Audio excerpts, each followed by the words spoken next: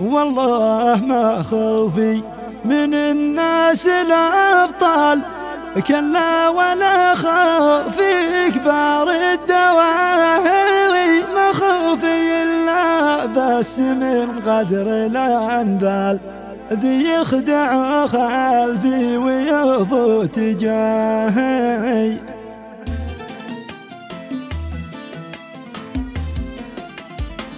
والله ما خوفي من الناس الأبطال، كلا ولا خوفي كبار الدواهي، ما خوفي إلا بس من قدر الأنبال، ذي يخدع خلفي ويفوت جاهي. أهل الفتن والهل والقيل والقال والبقبقة والهرجفة والتباهي، هبات دعاس روسهم تحت الأنعال، وترجع الدنيا سوا مثل ما هي. والله يجملنا مع طيب الفعل، ذي ما يفلت صاحبه كيف ما هي، ومن نوى يخدع خويه ويحتال، ذله بذلك واخدعه يا إلهي. ونشهد ان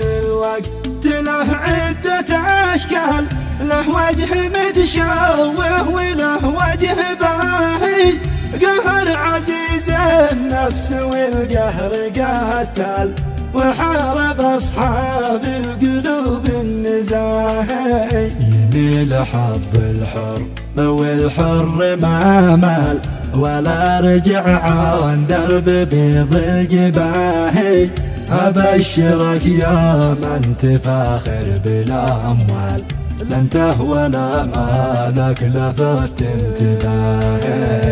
أنا غني النفس في كل الأحوال، والله من سابع سماع الزجاهي، منا من اللي يرتضي عيش الإذلال، ولا من اللي خلف الأطماع إلهي. صبر على ضيقة تبقع والأهوال، وعارف إن والعز في عزها هي، والفسل له موال والجيد موال، واحد شقي الحظ واحد رفاهي. وإنسان له مبدأ ومنهج ومنهال، وإنسان عايش مثل كلب الملاهي، وإنسان في ظهر الرجاجيل شغال، ما حد سلم منه ولا من بلاهي. واخر مثل